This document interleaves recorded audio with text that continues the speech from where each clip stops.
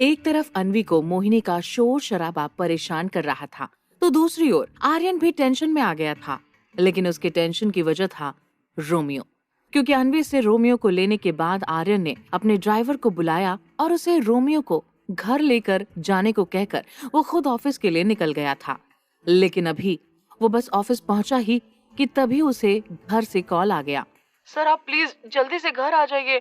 आपने ड्राइवर के साथ जिस कुत्ते को भेजा है उसकी वजह से मेम साहब की हालत बिगड़ गई है। वो बेहोश हो गई हैं। हम सबने रोकने की बहुत कोशिश की, पर वो कुत्ता। मैं अभी वहां आ रहा हूँ, तुम सब माँ का ख्याल रखना।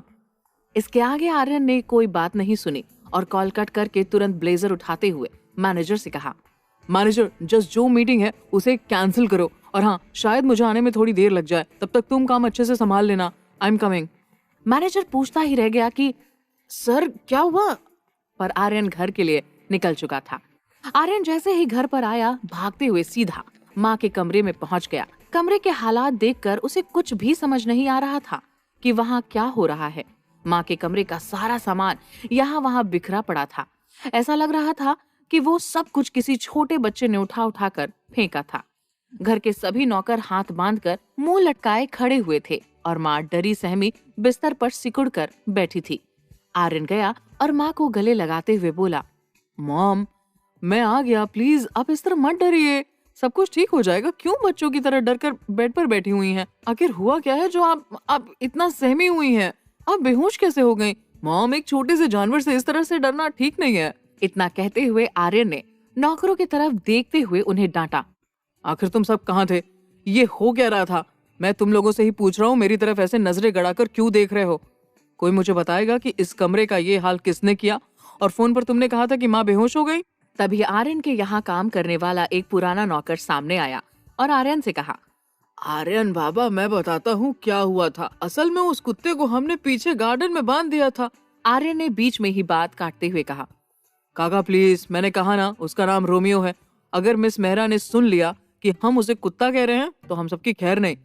सॉरी बाबा, रोमियो को हमने गार्डन में बांध दिया था, लेकिन वो बहुत रो रहा था, तो मैंने सोचा इसका बेल्ट पकड़ इसे थोड़ा सा घुमा दूं।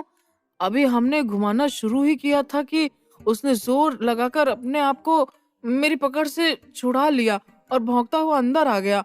अंदर ये सब लोग, ये मुन्नी, अंजू काकी, रसोईया काका, सब लोग रोमियो के साथ खेलने लगे।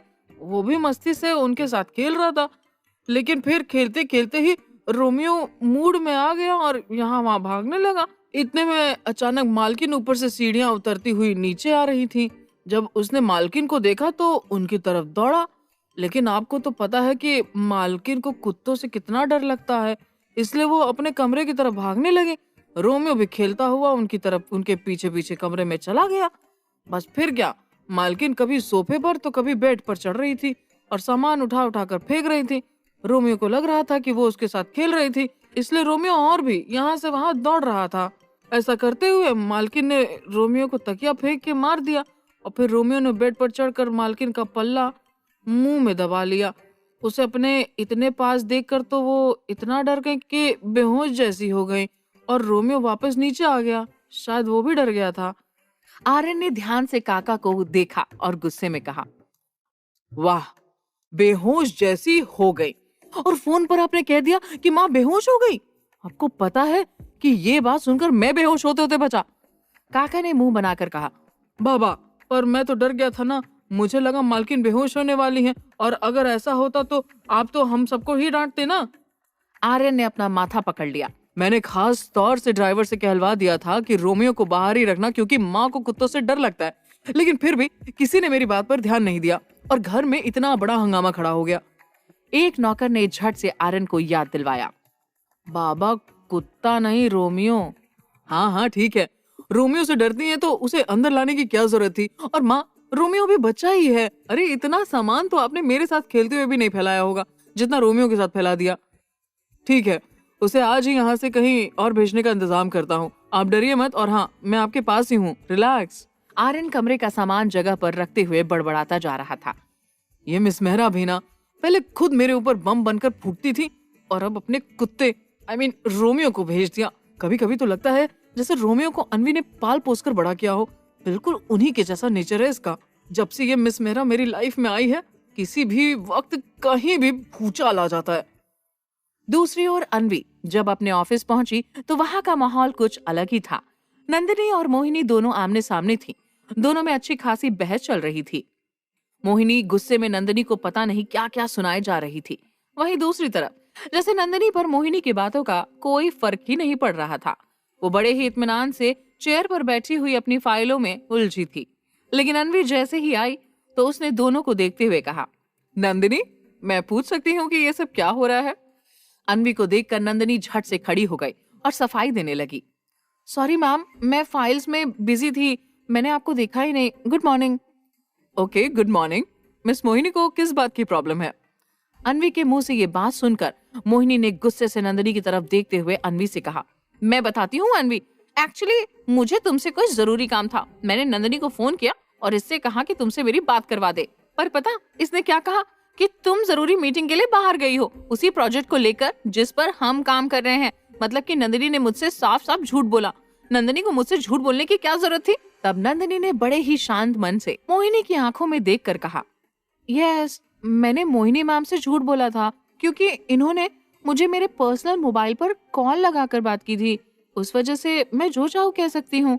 अगर ऑफिशियल कॉल होता तो मैं जरूर सब कुछ सही सही बताती, पर मोहिनी मैम मुझे इस तरह डांट कर बात कर रही थी जैसे कि मैं उनके घर की नौकर थी। इसलिए मेरे मन में जो भी आया मैंने कह दिया। अगर वो सॉफ्टली पूछती तो मैं भी उन्हें तमीज से जवाब दे भी देती, लेकिन नहीं, ऐसा नहीं था। इसलिए मैंने टिट फॉर टैट वाला जवाब देना ही सही समझा। ये सुनकर मोहिनी ने गुस्से में नंदिनी को घूरते हुए अनवी से कहा, देखा अनवी, देखा आपने, आपकी सेक्रेटरी क्या कह रही है? आपके सामने ही अपनी गलती कबूल कर रही है। इस बात पर भी आप कुछ नहीं कहेंगी? क्या इस तरह आपकी मीटिंग को लेकर झूठ बोलना सही था? मोहिनी नंदिनी को घूरती जा रही थी। तब नंदिनी ने एक बार फिर उल्टा जवाब देते हुए कहा, मिस मोहिनी राय सिंह, अब मैं आपकी सेक्रेटरी नहीं हूँ, और अगर आप मुझे मेरे पर्सनल नंबर पर बेमतलब कॉल करके बदतमीजी करेंगी तो आपको जवाब भी सेम टू सेम ही मिलेंगे। ये सुनकर तो मोहिनी आग बबूला हो उठी। तो उसने अनवी को देखकर कहा, अनवी, क्या सारी बातें जानकर भी आप नंदिनी से कुछ नहीं कहेंगी? मोहिनी ने अनवी की तरफ देखते हुए एक उम्मीद के साथ उससे पूछा। अनवी ने हल्की सी मुस्कुराहट के साथ कंधे उचकाते हुए कहा, आई एम सॉरी मोहिनी, ये तुम्हारे और नंदिनी के बीच की बात है, मैं इसमें कुछ भी नहीं बोल सकती। हाँ, जहाँ तक बात ऑफिशियल बातों की है तो नंदिनी उसमें कभी कुछ गलत नहीं कहेगी, तो आई प्रॉमिस यू। और आगे से अगर आपको कोई ऑफिशियल बात करनी हो तो प्लीज ऑफिशियल नंबर पर ही कांटेक्ट करें। लेकिन अगर आपने पर्सनल नंबर पर कॉल किया था तो आप दोनों के बीच बोलने के मेरे पास कोई राइट नहीं है। अनवी ने इतना कहा ही था कि अचानक उसका फोन बजने लगा और फोन पर सारी बात सुनकर अनवी ने चौंकते हुए कहा, क्या रोमियो ने ऐसा किया? वो तो आज से पहले तो उसने कभी इस तरह की कोई हरकत नहीं की थी। लेकिन फोन पर बात करते हुए अचानक अनवी को याद आया कि मोहिनी उसके बगल में खड़ी थी। उसने जल्दी से फोन पर बात खत्म कर दी। ठीक है, मैं अभी बात करती हूँ, और फोन बंद कर दिया। मोहिनी को तो जैसे अनवी के फोन बंद करने का ही इंतजार था, क्योंकि फिर उसने फौरन पूछ लिया, अनवी, आपने फोन पर अभी रोमियो का नाम लिया? क्या रोमियो? क्या मैंने ऐसा कहा? हाँ अनवी, आप रोमियो के बारे में कोई बात कर रही थी। ओह हाँ, मैं रोमियो के बारे में ही तो बात कर रही थी। एक्चुअली मेरे पुराने ड्राइवर का नाम रोमियो था। अक्सर उसकी अपनी बीवी से कहा सुनी लड़ाई झगड़ा हो जाता है, और इस बार तो हद हो गई। उसकी बीवी ने जाकर रिपोर्ट कर दी तो रोमियो ने जाकर पुलिस स्टेशन में हंगामा कर दिया। तो बस उसी बात को लेकर उसकी बीवी का फोन मेरे पास आया था कि मैं उसे जाकर समझाऊं। मोहिनी ने एक ठंडी सांस लेते हुए मन में कहा, ओह गॉड, मैं तो कुछ और ही समझी थी। अनवी ने एक बार मोहिनी को मुड़कर देखा और पूछा, हाँ याद आया, तुम्हारे पेट का नाम भी तो रोमियो है, तो शायद इसीलिए तुम चौंक गई। मोहिनी ने अपनी शक्ल पर 12 बजाते हुए खुद ही कहा, हाँ, असल में हमारा रोमियो कहीं खो गया है। मैं कल से उसे ढूंढ रही हूँ, पर कुछ भी पता ही नहीं चल रहा। तो बस इसीलिए जैसे ही तुमने रोमियो नाम लिया तो मैं चौंक गई। वहां से मोहिनी सीधा वरुण के घर गई, क्योंकि अभी भी प्रॉपर्टी के पेपर को लेकर काम अटका पड़ा था। वो सोच नहीं पा रही थी कि उसे क्या करना चाहिए था। वरुण ने आराम से मोहिनी को बिठाया, उसे एक गिलास ठंडा पानी दिया और उसके दोनों हाथ अपने हाथों में लेकर कहा, देखो मोहिनी, बाजी जीतने के लिए कुछ तो दांव पर लगाना ही पड़ता है, और जो हारती हुई बाजी जीत जाए उसी को बाजीगर कहते हैं। कुछ दिनों से हम दोनों ही बहुत परेशान हैं। हमारा काम ठीक से नहीं चल रहा, बट इसका मतलब ये बिल्कुल भी नहीं है कि हम हार कर बैठ जाएं। भगवान का नाम लेकर पेपर्स रख देते हैं। एक बार सोच कर देखो, अगर ये प्रोजेक्ट शुरू हो गया तो हमें डबल मुनाफा होगा। आखिरकार मोहिनी ने वरुण की बात मानकर प्रॉपर्टी के पेपर्स रखना डिसाइड कर लिया था। मोहिनी जब इन सब से फ्री हुई तो कहीं न कहीं उसके दिमाग में रोमियो की बात अभी भी खटक रही थी। उसने फोन लगाकर गार्ड से पूछा, गार्ड, तुमने रोमियो को कहाँ छोड़ा था एग्जैक्टली मुझे बताओ। गार्ड ने जवाब दिया, मैम, चौराहे पर जो बड़ा सा मॉल है ना, हरा वाला, उसके ऑपोजिट साइड में रोमियो को छोड़कर आया था और मेरे आने तक वो वही खड़ा हुआ भौंक रहा था। उसके बाद मुझे पता नहीं। गार्ड से बात करने के बाद एग्जैक्ट लोकेशन लेकर मोहिनी वरुण के साथ उस जगह पर पहुंच गई।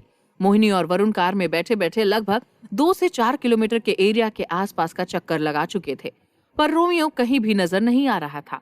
सबसे पूछकर भी देख लिया था। तभी उनकी नजर उस चौराहे पर लगे सीसीटीवी कैमरों पर गई और मोहिनी ने अचानक कैमरे की तरफ देखते हुए वरुण से कहा, वरुण, अभी पता चल जाएगा कि रोमियो को यहाँ से कौन ले गया। वरुण ने चारों तरफ देखते हुए पूछा, पर कैसे? यहाँ तुम्हें रोमियो का एड्रेस बताने के लिए कौन बैठा है? कम ऑन वरुण, ये बैठा है ना सीसीटीवी कैमरा, पर ये किसी मॉल का कैमरा नहीं है मोहिनी। भला हम उसे जाकर कैसे चेक कर सकते हैं? वरुण, जब हरे हरे नोट सामने वाले के मुंह पर फेंकेंगे ना तो सब कुछ चेक हो जाएगा। रुको, मैं अभी जाकर मॉल के गार्ड को रोटी का टुकड़ा फेंक कर आती हूँ। ठीक इसी वक्त अन्वी भी उसी रास्ते से मिस्टर मलिक के घर जा रही थी और जब अचानक उसकी नजर मोहिनी और वरुण पर पड़ी, जो सामने लगे सीसीटीवी को देखते हुए कुछ बातें कर रहे थे, तो अन्वी चुपचाप वहीं रुककर समझने की कोशिश करने लगी कि वरुण और मोहिनी कैमरे को देखकर क्या बातें कर रहे थे। और जब उसे समझ में आ गया कि मोहिनी कैमरे के फुटेज चेक करने की बात कर रही थी तो वो परेशान हो गई। क्या मोहिनी और वरुण कैमरे में देख लेंगे कि रोमियो किसके साथ जा रहा था, या फिर मोहिनी और वरुण अन्वी को देखकर सावधान हो जाएंगे? क्या रोमियो के जरिए मोहिनी अन्वी के बारे में कुछ भी जान पाएगी? इन सभी सवालों के जवाब जानने के लिए सुनते रहिए रिश्ता रिवेंज का, सिर्फ और सिर्फ पॉकेट एफएम पर।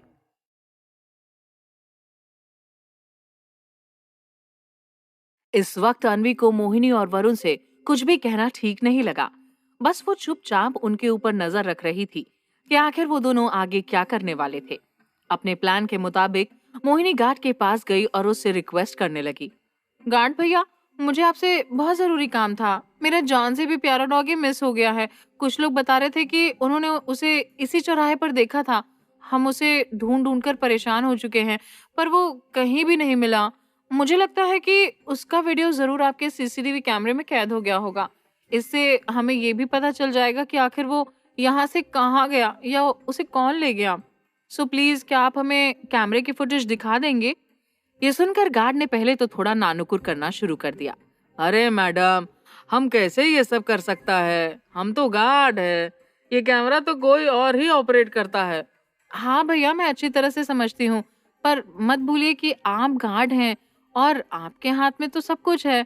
सही मायने में तो पूरी बिल्डिंग की देखभाल आप ही करते हैं। अपनी बातों से मोहिनी उसे चने के झाड़ पर चढ़ाने लगी। देखिए, अगर आप इतनी मेहनत करके मुझे फुटेज दिखाएंगे तो आपकी मेहनत का मुंह मांगा इनाम भी मैं आपको दूंगी। ये सुनते ही गार्ड की आंखों में चमक आ गई और उसने कहा, ठीक है मैडम जी, फिर एक काम करते हैं, हम आपको कैमरे तक ले चलते हैं, लेकिन उसको कैसे क्या देखना है वो सब आप जाने, क्योंकि हमको उस बारे में कुछ भी नहीं पता। हाँ ठीक है, वो मैं कर लूंगी, चलो। इतनी बात करते हुए गार्ड ने सारा इंतजाम किया और मोहिनी को फुटेज दिखाने लगा।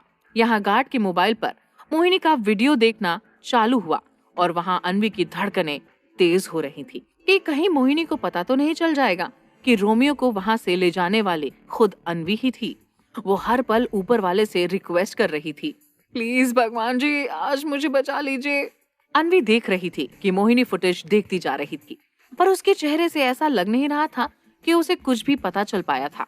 अन्वी छुपते छुपाते थोड़ा और करीब गई, जहाँ से उसकी बातें भी सुन सकती थी। मोहिनी गुस्से में कह रही थी, कैसा कैमरा है तुम्हारा, ठीक से कुछ नजर ही नहीं आ रहा। अरे अगर रोड पर हाथी भी खड़ा हो ना तो भी नहीं दिखेगा, कुत्ता तो क्या ही दिख पाएगा ये कैमरा। फुटेज को देखते हुए आधे घंटे से ऊपर हो चुका था। तब मोहिनी ने चिढ़कर वरुण को फोन करके सारी बात बता दी, क्योंकि वरुण तो अभी भी गाड़ी में ही बैठा हुआ था। वरुण, जब रोमियो को छोड़ा था उसे 2 घंटे आगे तक की फुटेज देख चुकी हूँ। रोमियो तो क्या, उसका एक बाल तक नजर नहीं आया। कैमरे की क्वालिटी इतनी गंदी है कि पता ही नहीं चल रहा कि कैमरा ऑन है या ऑफ। मोहिनी, मेरे ख्याल से अभी यहाँ टाइम वेस्ट करने का कोई मतलब नहीं है। और फिर रोमियो सिर्फ एक कुत्ता ही तो था, मिनट तो क्या वो सेकंड में भी गायब हो सकता है। और मोहिनी पैर पटकती हुई वरुण के साथ बाहर आ गई।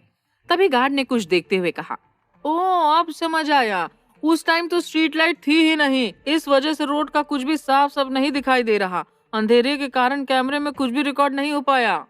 मोहिनी और वरुण वहां से जैसे ही बाहर निकले कि मोहिनी ने कुछ सोचते हुए अन्वी को फोन लगा दिया।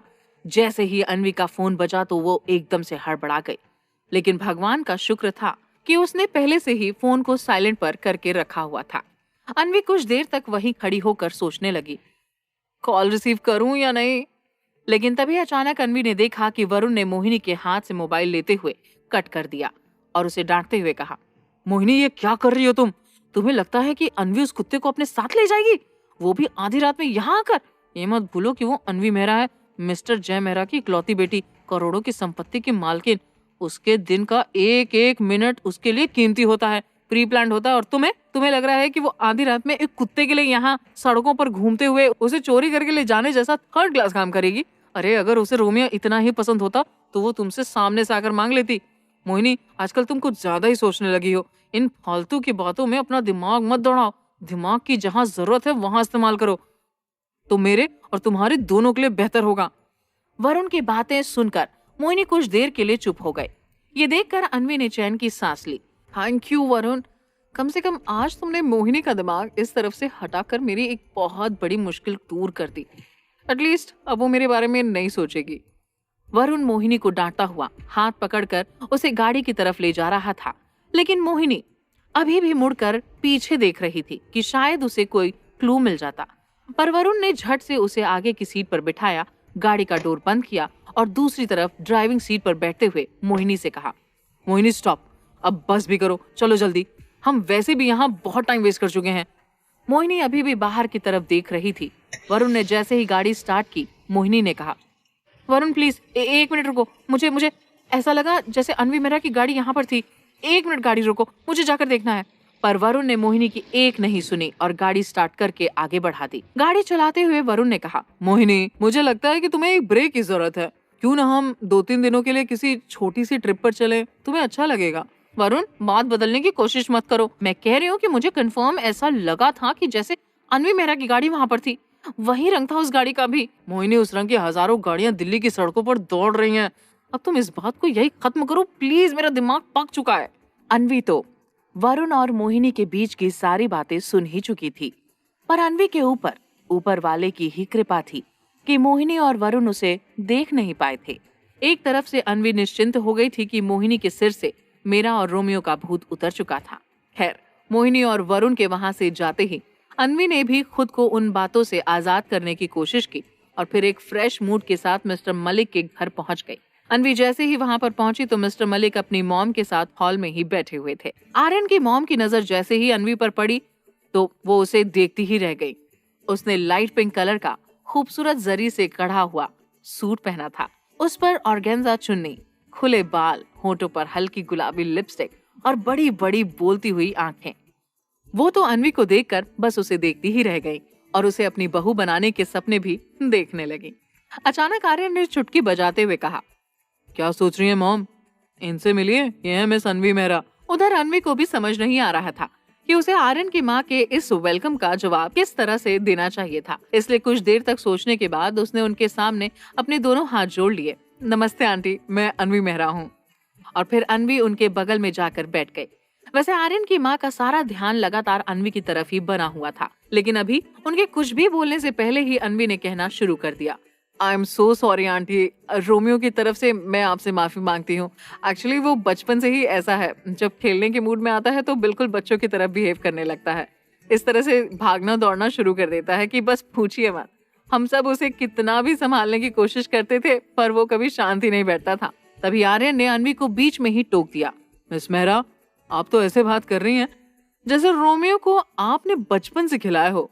मुझे नहीं लगता कि 2-3 बार से ज्यादा आप उससे मिली भी होंगी।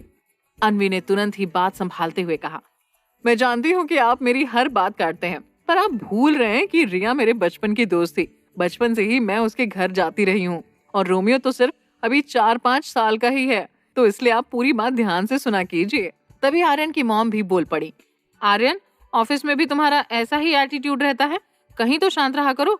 इस बात पर अनवी ने झट से कहा, जी आंटी, आपने बिल्कुल सही कहा। मिस्टर मलिक को अपना एटीट्यूड बदलने की सख्त जरूरत है। वैसे आंटी, अब आप ठीक तो है ना? हाँ बेटा, मैं ठीक हूँ, बस थोड़ा डर गई थी। हालांकि रोमियो ने ऐसा कुछ किया नहीं। अब मेरी समझ में आ रहा है कि असल में उस वक्त वो मेरे साथ खेलने की कोशिश कर रहा था। ठीक है आंटी, मैं आज ही रोमियो को ले जाऊंगी। आर्यन फिर बीच में बोलने लगा, मिस मेहरा, आप ले तो जाएंगी लेकिन रोमियो को रखेंगी कहाँ? क्या ये भी सोचा है आपने? नहीं मिस्टर मलिक, ये तो नहीं सोचा, पर यहाँ से ले जाऊंगी। इसे कहीं भी रखूं, पर मैं आप लोगों को अब और परेशान करना नहीं चाहती। अनवी जैसे ही जाने को हुई कि आर्यन की मॉम ने उसे रोका। अब बेटा, आप मेरे घर शायद पहले आ चुकी हो, लेकिन मैं नहीं मिली, इसलिए मेरे लिए तो आप पहली बार ही आ रही हो। तो मैं यहाँ से आपको खाली पेट तो हरगिज नहीं जाने दूंगी। आओ, हमारे साथ बैठकर चाय नाश्ता कर लो। इसके बाद अनवी सबके साथ डाइनिंग टेबल पर बैठकर घर का बना डोसा खाने में बिजी हो गई, जबकि इस पूरे टाइम आर्यन की मॉम की नजरों के सामने से 1 मिनट के लिए भी अनवी हट नहीं पाई थी। उन्हें वो इतनी प्यारी लग रही थी कि अगर उनका बस चलता तो अनवी को अभी का अभी आर्यन के नाम की अंगूठी पहनाकर अनवी और आर्यन का रिश्ता पक्का कर देती। काश अनवी मेरे घर की बहू बनकर आ जाए तो मेरे आर्यन की जिंदगी संवर जाएगी। दोनों कितने प्यारे लग रहे हैं, सीता राम की जोड़ी लग रही है दोनों की। हे भगवान, मेरी एक ये मनोकामना पूरी कर दो, फिर कुछ नहीं मांगूंगी। और ये सोचते हुए उनके चेहरे से जैसे सारा का सारा तनाव पलक झपकते ही छूमंतर हो गया। खैर, कुछ देर बाद आर्यन ने सोचते हुए कहा, मिस मेहरा, मेरे दिमाग में एक बात आई है, क्यों ना हम रोमियो को फार्म हाउस पर छोड़ दें? वहाँ खुलकर दौड़ पाएगा, खेल पाएगा, और फिर मिस्टर इंद्रजीत राय सिंह, वही तो उसके असली ओनर है ना, इसलिए रोमियो उन्हें देखकर बहुत खुश हो जाएगा और हमें भी इंद्रजीत सिंह की सेफ्टी के लिए ज्यादा सोचना नहीं पड़ेगा। ये सुनकर अनवी की आंखें भी चौड़ी हो गई। अरे वाह, लेकिन ये बात मेरे दिमाग में क्यों नहीं आई? ऑफ कोर्स हम उसे वहाँ छोड़ सकते हैं। तो चलिए मिस मेहरा, फिर हम रोमियो को फार्म हाउस छोड़कर आते हैं, साथ ही आप इंद्रजीत सिंह से भी मिल लीजिएगा। इतना कहते हुए दोनों रोमियो को लेकर फार्म हाउस जाने के लिए निकल गए। कुछ ही देर में दोनों फार्म हाउस पहुंच चुके थे और वहां जाकर अनवी को काफी सुकून मिल रहा था। आर्यन ने रोमियो को गार्ड के पास छोड़ दिया और अनवी अंदर जाकर अपने पापा के बगल में बैठ गई। जब उसने देखा कि उसके पापा सालों बाद खुली हवा में सांस ले रहे थे तो उसके मन को काफी राहत मिल रही थी। वो सेंस में तो अभी भी नहीं थे, फिर भी पता नहीं कितनी देर तक अनवी अपने पापा के करीब बैठकर उनके सिर पर हाथ फेरते हुए उनसे बातें करने में लगी हुई थी। अनवी की आंखों से आंसू बहते जा रहे थे, पर वो मजबूती के साथ मिस्टर राय सिंह से प्रॉमिस भी कर रही थी, पापा, उस मोहिनी से तो मैं आपको आजाद करवा चुकी हूँ, लेकिन बहुत जल्द आपकी बीमारी से भी आपको आजादी दिलवाऊंगी। क्या आप जानते हैं पापा कि आज से यहाँ पर आपके साथ कौन रहने वाला है? रोमियो। हाँ पापा, हमारा रोमियो, जिसे हम दोनों साथ में घर लेकर आए थे और हमारे बीच कितनी बहस हुई थी उसके नाम को लेकर। आपने कहा था उसका नाम जैकी रखेंगे और मैंने कहा था रोमियो। फिर हम सब ने चिट डालने का फैसला किया और रोमियो नाम की चिट ज्यादा थी और फिर उसका नाम रोमियो रखा गया। तो आज मैं आपको हमारे उसी रोमियो से मिलवाने वाली हूँ। प्लीज पापा, आप रोमियो को देखकर कुछ तो रिएक्ट कीजिए, पहचानने की कोशिश कीजिए, मुझे पहचानिए। आपको कोशिश करनी होगी पापा, तभी कुछ पॉसिबल हो पाएगा। लेकिन मिस्टर राय सिंह तो जैसे एक जिंदा लाश की तरह बेड पर लेटे हुए थे। उनकी बॉडी में कोई भी हरकत नहीं हो रही थी, बस सिर्फ सांसों के चलने के कारण महसूस हो रहा था कि उनकी जिंदगी की डोर अब तक टूटी नहीं थी। ठीक इसी वक्त डॉक्टर इंद्रजीत की एग्जामिन करने आ गए। इंद्रजीत का चेकअप करने के बाद अनवी ने डॉक्टर से पूछा, डॉक्टर साहब, क्या उम्मीद कर सकते हैं हम कि मिस्टर इंद्रजीत सिंह कब तक ठीक हो पाएंगे? डॉक्टर ने साफ शब्दों में अनवी को बता दिया, देखिए मिस मेहरा, हमारे पास उम्मीद और इंतजार के अलावा और कुछ भी नहीं है, इसलिए आपके सवाल का कोई फिक्स जवाब दे पाना तो बहुत मुश्किल है। हो सकता है इसी पल ये अचानक उठ जाएं और हो सकता है कि सालों तक इनके शरीर में कोई हरकत ही ना हो। डॉक्टर से बात करने के बाद अनवी और आर्यन काफी देर तक फार्म हाउस पर ही रुके हुए थे, लेकिन फिर उन्हें भी तो घर के लिए लौटना था, इसलिए रोमियो को वहीं पर छोड़कर दोनों वापस आने लगे। पर लौटते हुए भी उनकी बातें इंद्रजीत की तबीयत तक ही सीमित थीं। तभी अचानक अनवी का फोन बजने लगा। बीच रास्ते में ही उसे इंद्रजीत के डॉक्टर का कॉल आ गया। डॉक्टर का नाम और नंबर देखकर अनवी ने फौरन कॉल रिसीव कर ली। मिस अनवी, इमीडिएटली आपको फार्म हाउस आना पड़ेगा। एक शॉकिंग न्यूज है। आप जहाँ भी हैं गाड़ी वापस ले लीजिए। I am waiting. अब कौन सी न्यूज मिलने वाली थी अनवी को? ये खबर उसके लिए अच्छी निकलती या बुरी? इन सभी सवालों के जवाब जानने के लिए सुनते रहिए रिश्ता रिवेंज का, सिर्फ और सिर्फ पॉकेट एफएम पर। अनवी ने जैसे ही फोन पर डॉक्टर की बात सुनी तो उसने आर्यन को आगे बढ़ने से रोक दिया। Aryan, stop the car, doctor का फोन है, हमें वापस फार्म हाउस चलना पड़ेगा। पर अचानक क्या हुआ मिस मेहरा? अभी हम वहीं से तो लौट रहे हैं। पता नहीं मिस्टर मलिक, पर उन्होंने इमीडिएटली हमें फार्म हाउस पर बुलाया है। प्लीज गाड़ी बैक करके फिर से उसी रास्ते पर ले लीजिए। आर्यन ने गाड़ी बैक की और एक बार फिर से वो दोनों फार्म हाउस जाने लगे। कुछ देर के बाद जैसे ही वो लोग वहां पर पहुंचे और आर्यन ने गाड़ी रोकी तो अनवी आनन फानन में गाड़ी से उतरकर इंद्रजीत के कमरे की तरफ भागने लगी। लेकिन फिर जैसे ही वो अपने पापा के करीब गई तो वहां पर डॉक्टर के साथ साथ फार्म हाउस में काम करने वाले कुछ और भी लोग खड़े थे और उन सभी की नजरें इंद्रजीत को आश्चर्य से घूर रही थी। हालांकि अभी तक अनवी और आर्यन ने किसी को भी ये नहीं बताया था कि कोमा में पड़ा हुआ वो इंसान असल में इंद्रजीत राय सिंह था। उनसे तो बस यही कहा गया था कि वो अनवी के किसी दोस्त के पापा थे। चूंकि इस शहर में वो अकेले ही रहते थे, इसलिए देखभाल के लिए अनवी उन्हें यहाँ फार्म हाउस ले आई थी। क्योंकि इंद्रजीत को नाम से तो दिल्ली और दिल्ली के आसपास के सभी लोग जानते थे, लेकिन अभी तो वो इतना बदल चुके थे कि उन्हें बस पहचानना भी मुश्किल हो रहा था।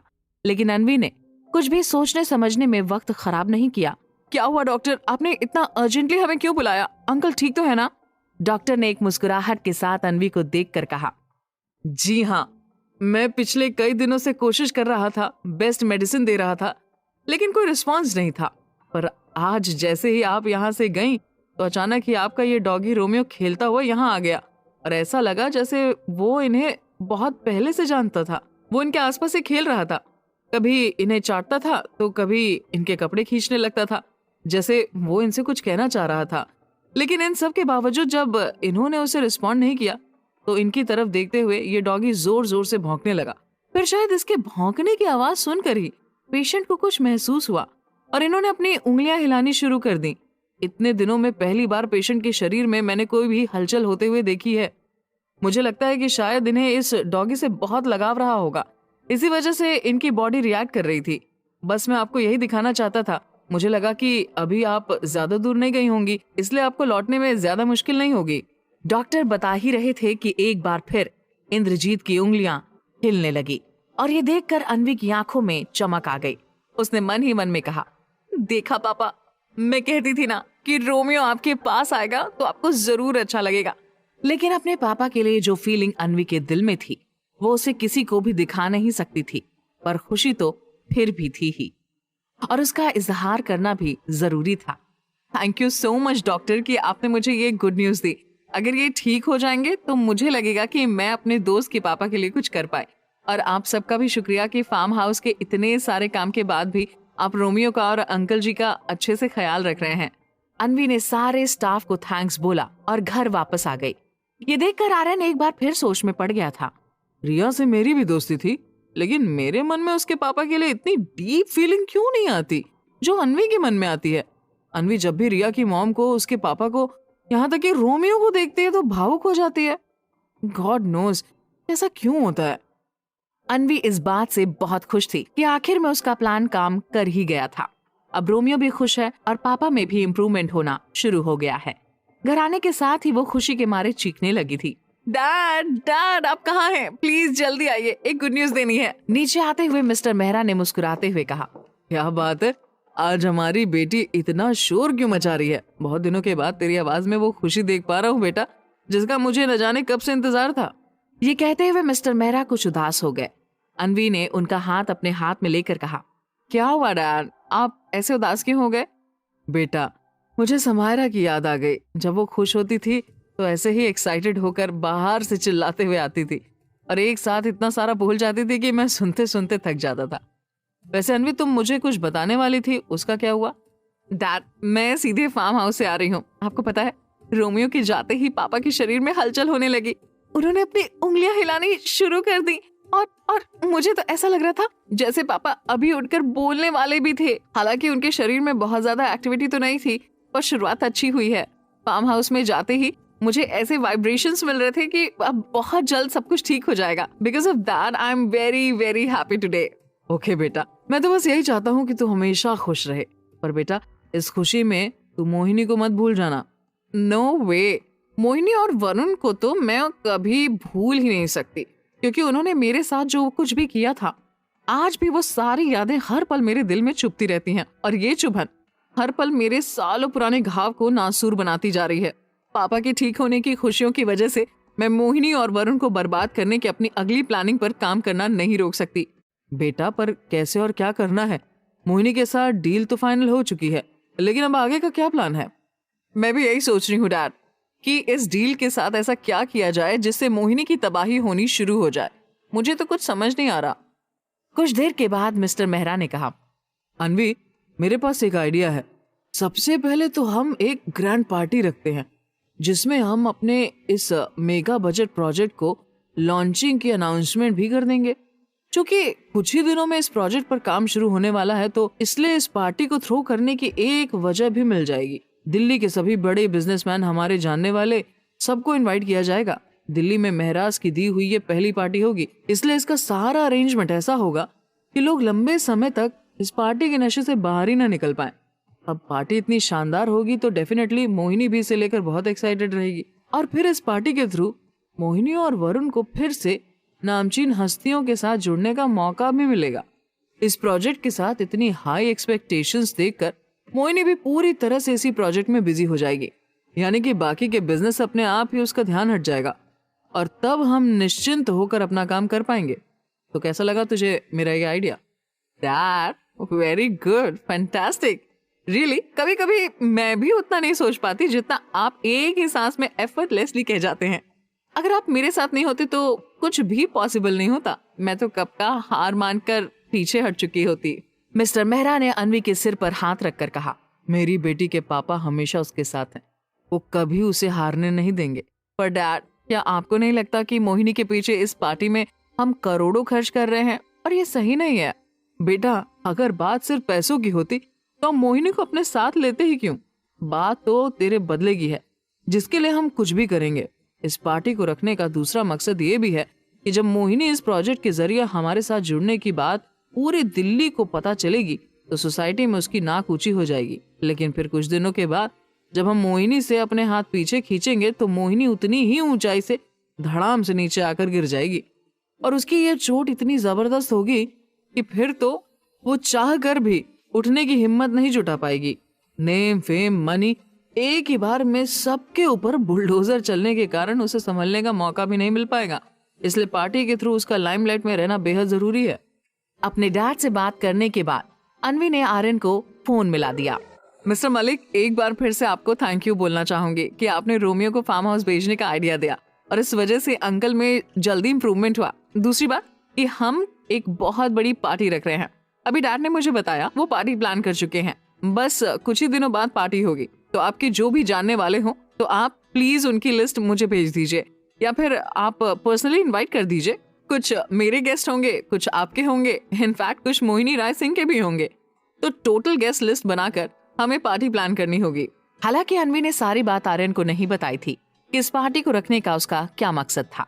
दूसरी तरफ मोहिनी और वरुण के बीच अभी तक सीसीटीवी कैमरे की ही बात चल रही थी, और इसी चर्चा में लगे लगे वो दोनों वरुण के घर पहुंच चुके थे।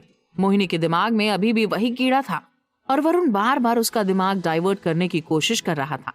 मोहिनी ने एक बार फिर अपनी बात पर जोर देकर कहा, वरुण, पता नहीं क्यों पर तुम मेरी बात सुनना ही नहीं चाहते। तुम जानते हो ना कि औरतों के पास एक सिक्स्थ सेंस भी होता है, और उसी सिक्स्थ सेंस से मैंने देखा और महसूस कर लिया था कि अनवी की गाड़ी वहां पर मौजूद थी। बट पता नहीं तुम मर्दों को बात समझ में क्यों नहीं आती। तुम बस वही देखते हो जो तुम्हें सामने से नजर आता है। उसके आगे पीछे, आस पास, अंदर बाहर क्या हो रहा है ना तो तुम लोग जानना चाहते हो, ना ही कभी जानने की कोशिश करते हो। मोहिनी को वरुण के ऊपर गुस्सा आने लगा था। कम ऑन मोहिनी, अब छोड़ो ये सब। अब बस हमें आगे अपने प्रोजेक्ट पर फोकस करना है। सोचो कि अब हमें मिस्टर मेहरा, मिस्टर मलिक और अनवी को साथ में लेकर कैसे चलना होगा। अब तुम कोई भी ऐसी बात मत करना कि अनवी हमसे नाराज हो जाए। तुम तो जानती हो ना कि वो मिस्टर मेहरा की इकलौती बेटी है, उनकी जान है। अनवी के कहने पर मिस्टर मेहरा कोई भी डिसीजन बदल सकते हैं और कोई भी डिसीजन ले सकते हैं। कहीं ऐसा ना हो कि अनवी को हमारे ऊपर कोई शक हो जाए और वो हमसे हाथ पीछे खींच ले, तब हमारे पास कुछ नहीं बचेगा मोहिनी, हम खाली हाथ रह जाएंगे। प्लीज तुम समझ जाओ। ये सुनकर मोहिनी की भी आंखें खुल गईं। वो मन ही मन में बुदबुदाने लगी, हाँ मुझे जो कुछ भी करना है बहुत केयरफुली करना होगा। वैसे मैं जानती हूँ अनवी कि तुम कुछ तो ऐसा कर ही रही हो जो सही नहीं है, और अब मैं अपना काम भी करती जाऊंगी और तुम्हें किसी भी तरह का शक भी नहीं होने दूंगी। मोहिनी के इस मूड को देखकर पता चल रहा था कि उसने भी कोई कच्ची गोलियां नहीं खेली थी, लेकिन अपने मन में चल रही बातों को उसने वरुण के सामने भी जाहिर नहीं होने दिया, बल्कि उसके सामने अपनी आवाज को संभालते हुए उसे निश्चिंत करने की कोशिश करने लगी। ठीक है वरुण, मैं तुम्हारी बात समझ रही हूँ, आगे से ध्यान रखूंगी। मोहिनी इतनी बात कर ही रही थी, तभी उसके मोबाइल की स्क्रीन पर अनवी का नाम फ्लैश होने लगा। उसने झट से हरा बटन ऊपर खिसका दिया तो दूसरी ओर से अनवी की आवाज आने लगी, हेलो मोहिनी, एक न्यूज देनी थी, या गुड न्यूज भी कह सकती हो। हम कुछ दिनों के बाद एक बहुत बड़ी पार्टी प्लान कर रहे हैं। उसमें मेरे, तुम्हारे और मिस्टर मलिक के सभी जानने वाले होंगे, तो तुम अपनी गेस्ट लिस्ट मुझे सेंड कर दो। इस पार्टी की सारी रिस्पॉन्सिबिलिटी डैड ने अपने ऊपर ले ली है, इसलिए तुम्हें किसी भी बात के लिए टेंशन लेने की जरूरत नहीं है। तुम बस पार्टी की तैयारी शुरू कर दो। ये सुनकर एकाएक ही मोहिनी की सारी टेंशन जैसे कहीं गायब हो गई। Wow, big party, really? I am going crazy for this party. It's okay, मैं आपको गेस्ट लिस्ट शाम तक सेंड कर देती हूँ और मैं बहुत खुश हूँ, और अगर मेरी और वरुण की हेल्प की जरूरत हो तो प्लीज कॉल मी। अनवी ने भौवें चढ़ाते हुए फीकी सी हंसी में हंसते हुए कहा, ऑफ कोर्स मोहिनी, क्यों नहीं। तुम और वरुण ही तो हो जिन्हें मैं सब कुछ बता सकती हूँ। तुमसे ज्यादा मेरे लिए कोई क्या ही कर सकता है, मैं तुम्हें जरूर बताऊंगी। और फिर अनवी ने फोन कट कर दिया। इधर मोहिनी ने चहकते हुए वरुण को बताया, वरुण, अनवी का फोन था, वो बहुत जल्दी पार्टी देने का प्लान कर रही है। मैं तो कब से ऐसी पार्टी के बारे में सोच रही थी, और जब उस पार्टी में अनाउंस होगा कि हम मिस्टर मेहरा के साथ प्रोजेक्ट कर रहे हैं, वही प्रोजेक्ट जिसमें दिल्ली के जाने माने लोग उनके पीछे थे, तो एक बार फिर से सबको हमारी तरफ से करारा जवाब मिलेगा, खासकर उस बंसल के लिए जिसने हमारे साथ अपनी डील कैंसिल की थी। आज वो बंदर भी पछताएगा कि अगर हमारे साथ काम करता तो वो भी सुर्खियों में आ जाता। ये कहते हुए मोहिनी और वरुण ताली देकर हंसने लगे। इसके बाद मोहिनी को घर से एक कॉल आया और वो अपने घर के लिए निकल आई। लेकिन वहीं वरुण के दिमाग में एक नया ही प्लान चलने लगा था कि इस पार्टी में वो अनवी को इम्प्रेस करके ही रहेगा। अब मुझे एक तरफ मोहिनी के दिमाग से खेलना होगा तो दूसरी तरफ अनवी को भी इम्प्रेस करने का कोई मौका नहीं छोड़ सकता। वो एक ऐसी लॉटरी है जो अगर लग गई तो मेरी लाइफ सेट हो जाएगी। फिर मोहिनी को मैं अपनी जिंदगी से लात मार के बाहर निकाल दूंगा। मुझे इस पार्टी से ही कोई ऐसी जबरदस्त शुरुआत करनी होगी कि अनवी का ध्यान सारी बातों से हटकर मेरे ऊपर आ जाएगा, यानी कि smart, handsome, good looking Varun के ऊपर। यस, ऐसा ही होगा। बस मुझे उस दिन और वक्त का इंतजार है जब ये ग्रैंड पार्टी अपने शबाब पर होगी। अनवी घर में तैयारी करते हुए कुछ सामान इधर उधर शिफ्ट करने में लगी थी। ठीक उसी वक्त सुमित भी कुछ जरूरी फाइल्स लेकर अनवी के घर आ गया। अनवी जल्दी में थी, वो सुमित से टकराई और फाइल नीचे गिर गई। हड़बड़ी में अनवी फाइल उठाने के लिए झुकी, लेकिन उससे पहले ही सुमित ने फाइल हाथ में ले ली और ये देखकर अनवी के पसीने छूट गए। ओ गॉड, ये तो मेरी हॉस्पिटल की फाइल है और इस वक्त ये फाइल सुमित के हाथों में है। आखिर ऐसा क्या था उस फाइल में जिसे देखकर अनवी इतनी डर गई? क्या वो फाइल सुमित भी देख लेगा? इन सभी सवालों के जवाब जानने के लिए सुनते रहिए रिश्ता रिवेंज का, सिर्फ और सिर्फ पॉकेट एफएम पर।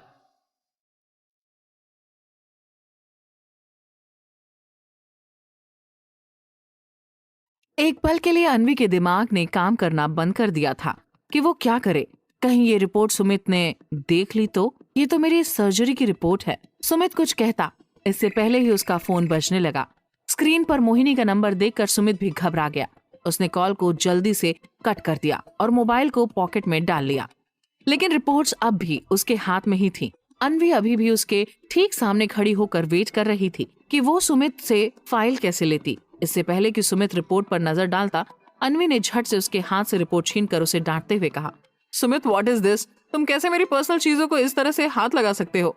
तुम्हें जितना काम दिया गया है बस उतना ही करो। सुमित ने सफाई देते हुए कहा, आई एम सॉरी मैम, आप जल्दबाजी में थे, फाइल नीचे गिर गई तो मैंने सोचा उठाकर आपको दे दूं। अगर आपको बुरा लगा हो तो आगे से ध्यान रखूंगा। यस, तुम्हें हर बात का ध्यान रखना ही होगा। इतने अच्छे पैकेज की नौकरी तुम्हें फ्री में ही नहीं दी गई है। तुमसे जितना कहा जाए उतना ही करो, बेहतर होगा। अगर तुम अपनी एक्स्ट्रा एनर्जी यहाँ वहां न लगाते हुए अपने काम पर लगाओ। हालांकि फाइल अब अन्वी के हाथ में आ चुकी थी और उसने अच्छे से बंद कर ली थी, लेकिन कुछ सेकंड पहले जो घबराहट उसे होने लगी थी वो उसके ऊपर कंट्रोल नहीं कर पा रही थी। और ये देखकर सुमित को भी काफी अजीब लग रहा था, क्योंकि इस तरह का डर उसने अन्वी के चेहरे पर पहली बार देखा था। सुमित ने एक बार फिर सफाई दी। सॉरी मैम, आगे से ऐसा नहीं होगा, अन्वी ने गुस्से में कहा। और होना भी नहीं चाहिए। तुम जानते हो कि तुम्हारे यहाँ क्या पोजीशन है। कंपनी में तुम मेरे पर्सनल असिस्टेंट हो, उस नाते तुमसे जितना करने को कहा जाए उतना ही करो। फाइल्स में कंपनी का पर्सनल डेटा होता है तो तुम उसे हाथ नहीं लगा सकते। ये कहते हुए अन्वी फाइल को सीने से लगाकर सीढ़ियां चढ़ती हुई ऊपर चली गई। सुमित को अन्वी का बिहेवियर बहुत अजीब लगा था और ये बात मोहिनी को बताने के लिए उसने तुरंत मोहिनी को कॉल करके कहा, मैम आज अन्वी मुझ पर बुरी तरह भड़क गई किसी फाइल को लेकर। आज से पहले उनका ऐसा रूप मैंने कभी नहीं देखा था। मोहिनी ने आश्चर्य से पूछा, क्या ऐसी कौन सी फाइल थी? मैंने कहा ना, मैं देख नहीं पाया, पर हाँ कोई ब्लू कलर की फाइल थी।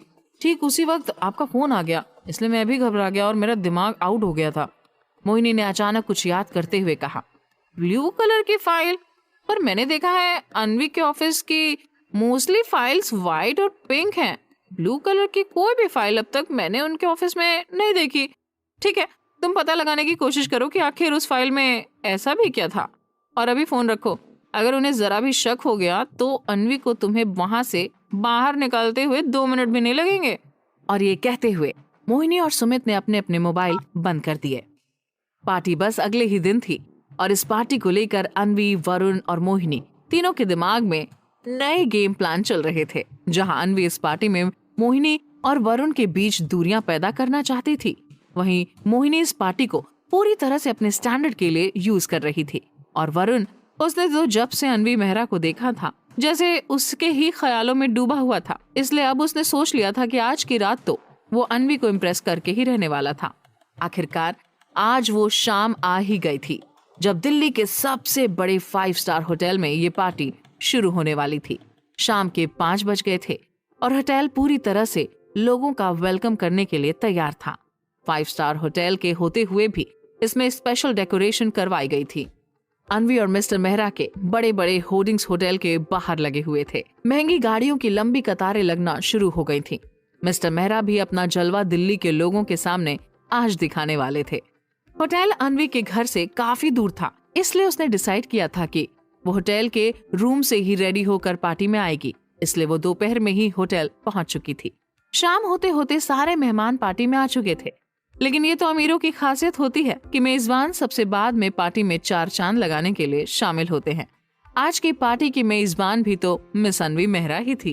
होटल का शाही हॉल स्वर्ग का कोई कोना लग रहा था, जहाँ दिल्ली की एक से एक खूबसूरत लड़कियां परियों की तरह यहाँ वहाँ घूम रही थी। अमीर रईसजादे खुद को पूरी तरह से रेडी करके पार्टी में आए थे। कोई किसी को इम्प्रेस करने में लगा था तो कोई पार्टी को ध्यान से देख रहा था। किसी को अन्वी का इंतजार था तो कोई मिस्टर मेहरा के आगे पीछे घूम रहा था। आखिरकार वो वक्त आ ही गया जब अन्वी मिस्टर मेहरा के साथ हॉल में एंटर कर चुकी थी। हाई हील सैंडल के साथ, ब्लैक डीप नेक गाउन और हाथ में एक गोल्डन क्लच। किसी अप्सरा से कम नहीं लग रही थी अन्वी। पार्टी में आकर जैसे ही उसने सबकी तरफ मुस्कुराते हुए देखा तो लड़कों के जमा दिल तो जैसे बेकाबू ही होने लगे। दिल्ली में जितने भी अन्वी के हम उम्र लड़के थे, सबके मन में बस एक ही दुआ उठने लगी थी कि काश अन्वी मेहरा उसे मिल जाती। मोहिनी और वरुण तो बहुत पहले से आ चुके थे और पार्टी में अपनी धाक जमाने में लग गए थे। लेकिन फिर जैसे ही अन्वी मोहिनी के सामने आई तो न जाने क्यों मोहिनी का रंग फीका पड़ गया। उसे अंदर से एक टीस सी उठने लगी।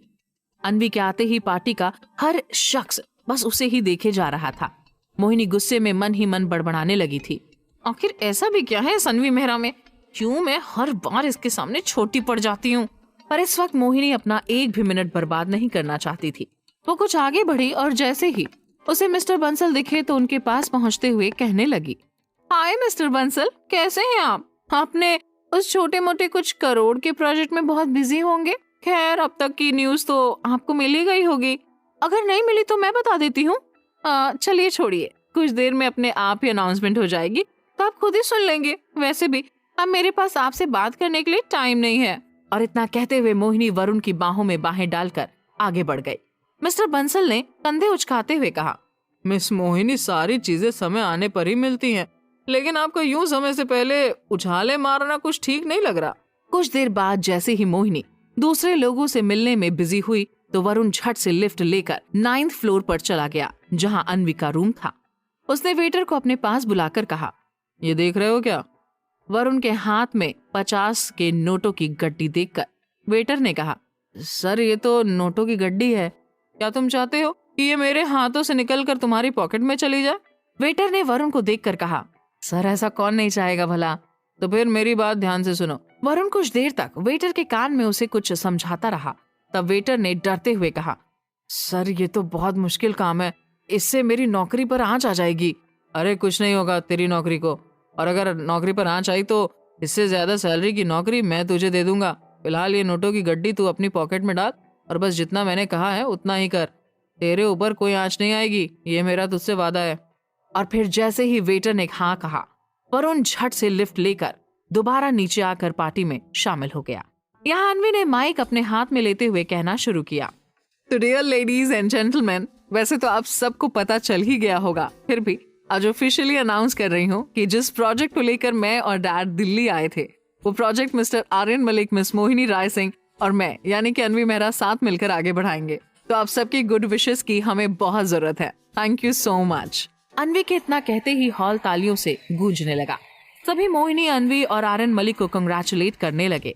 इन सब के बीच वरुण भी पूंछ की तरह मोहिनी के पीछे लगते हुए यहाँ से वहाँ घूम रहा था, पर उसकी नजर हर पल अन्वी के ऊपर ही थी। इन सब में अगर एक बार भी अन्वी वरुण की तरफ देख लेती तो अन्वी को इस बात का बेहद अफसोस होने लगता कि वो वरुण को ठीक से समझ क्यों नहीं पाई। उसने क्यों अंधों की तरह सिर्फ वरुण से प्यार किया और उसकी नीयत को समझने की कभी कोशिश ही नहीं की। नहीं वरुण, मोहिनी के साथ साथ मैं तुम्हें भी बर्बाद करके ही रहूंगी। तुमने मुझे मिटाने में कोई कसर नहीं छोड़ी और अब मैं बहुत जल्द ही तुम्हारा नामो निशान खत्म करने वाली हूँ। उधर अपनी अनाउंसमेंट में जैसे ही अन्वी ने मोहिनी का नाम लिया तो मिस्टर बंसल सुनकर शॉक्ड हो गए, क्योंकि वो कुछ दिनों के लिए शहर से बाहर थे। उन्हें सच में नहीं पता था कि मोहिनी राय सिंह मिस्टर मेहरा के प्रोजेक्ट का हिस्सा बनने वाली थी। तभी मोहिनी ने फिर उनके पास जाकर रम का एक घूंट गले के नीचे उतारते हुए कहा, मिस्टर बंसल, अब तो आपके कानों ने अच्छी तरह से सुन लिया होगा कि मिस्टर मेहरा के प्रोजेक्ट का हिस्सा मैं हूँ, और शायद आपको अपने फैसले पर पछतावा भी हो रहा होगा, बट आई डोंट केयर। अब मेरे पास आपके लिए कोई टाइम नहीं है। इधर मोहिनी अपनी डींगे हाँकने में लगी थी और उधर अन्वी ने अपना अगला स्टेप लेते हुए वरुण के नजदीक जाकर कहा, hey Varun, you are looking very handsome, really looking so young and dashing. Sorry पर शायद आज से पहले मैंने तुम्हें इतने ध्यान से कभी देखा ही नहीं था। वरुण के लिए अन्वी का आना तो जैसे सोने पर सुहागा हो गया था। इसके ऊपर से आज वो खुद ही उसके पास आकर उसकी तारीफ करने में लगी हुई थी। वरुण ने अपनी कॉलर ठीक करते हुए कहा, thanks a lot Anvi. Actually मेरे सभी जानने वाले और दोस्तों का भी यही कहना है कि मैं जिस पार्टी में पहुंच जाऊं, मेरी उम्र के सारे लड़के फीके लगने लगते हैं। वैसे आपका भी जवाब नहीं। आप में वो बात है कि आपको देखकर तो स्वर्ग की अप्सराएं भी शर्मा जाएं। अगर सच कहूं तो आपको बिजनेस वुमन नहीं बल्कि मिस वर्ल्ड होना चाहिए था। आप तो बड़ी बड़ी हीरोइनों की भी जगह ले सकती हैं। वरुण की बात पर अन्वी ने मुस्कुराते हुए कहा, वरुण अब कुछ ज्यादा ही हो रहा है। नो नो रियली अन्वी, आप में वो बात है कि आप सबको पीछे छोड़ सकती हैं। अच्छा मैं अपने लिए ड्रिंक बना रहा था, आप क्या पियेंगी? नो थैंक्स, मैं ले चुकी हूँ, ज्यादा नहीं लेती। प्लीज आपको एक ड्रिंक तो मेरे हाथों से आज लेनी ही पड़ेगी मेरे लिए। अन्वी छुपी निगाहों से देख रही थी कि मोहिनी की नजर अब वरुण के ऊपर पड़ चुकी थी, इसलिए अन्वी ने वरुण के कंधे पर हाथ रखकर कहा, ठीक है वरुण, जब आप इतना इंसिस्ट कर ही रहे हैं तो आप अपनी पसंद का ड्रिंक ले आइए। ये देखकर मोहिनी आग बबूला हो उठी। उसने दांत पीसते हुए कहा, वरुण को कितना भी समझाओ लेकिन ये अपनी हरकतें कभी नहीं छोड़ेगा। समझता ही नहीं कि अन्वी की नजर में ये हीरो नहीं बल्कि कोई जमूरा है। स्टूपिड वरुण। वरुण ड्रिंक लेने चला गया था, लेकिन ये सारा ड्रामा दूर खड़े आर्यन की नजरों में भी कैद हो रहा था। उसे इस तरह अन्वी के पास वरुण का मंडराना अच्छा नहीं लग रहा था, और जिस तरह से अन्वी उसके साथ हंस हंस कर बात कर रही थी वो देखकर आर्यन हैरान था। उसने गुस्से में मन ही मन में कहा, मिस मेहरा को क्या हुआ जो अचानक ही वरुण के साथ इतनी नजदीकियां बढ़ाने में लगी हुई है? वैसे मुझे क्या करना है, ये उनकी लाइफ है, जो करना है करें, आई डोंट केयर। आर्यन ये बातें सोच ही रहा था कि तभी उसने देखा अन्वी पीछे की तरफ मुड़ी कि पास रखी टेबल में उसकी ड्रेस उलझ गई। अन्वी गिरती पर उसने जैसे तैसे खुद को संभाल लिया, लेकिन पीछे से ड्रेस फटने की आवाज अन्वी के कानों तक पहुंच चुकी थी और ये सोचकर वो बुरी तरह से डर गई कि उसकी पीठ पर तो बर्थ मार्क था। अगर वरुण उसके करीब आ जाता तो फिर वरुण की नजरों से उसकी हकीकत बच नहीं सकती थी। उसकी ड्रेस अभी भी टेबल में उलझी हुई थी। वरुण एक एक कदम अन्वी की तरफ बढ़ रहा था। आर्यन पीछे खड़ा होकर सब कुछ देख रहा था कि अन्वी की ड्रेस काफी फट चुकी थी और टेबल में उलझी हुई वो वहीं खड़ी परेशान हो रही थी। इधर अन्वी के चेहरे से हवाइयां उड़ रही थीं। एक तरफ उसे सब लोगों से अपनी फटी हुई ड्रेस छुपानी थी, दूसरी तरफ वरुण से अपनी पीठ का बर्थ मार्क, जिसे वरुण रिया की पीठ पर कई बार देख चुका था। और ये सोचते हुए अन्वी डर के मारे कांपने लगी। अगर वरुण ने ये सब देख लिया तो सारा खेल यही का यही खत्म हो जाता। क्या वरुण अन्वी बनी रिया को पहचान लेगा या फिर लोगों के सामने अपनी फटी ड्रेस को लेकर अन्वी को शर्मिंदगी उठानी पड़ेगी? इन सभी सवालों के जवाब जानने के लिए सुनते रहिए रिश्ता रिवेंज का, सिर्फ और सिर्फ पॉकेट एफएम पर।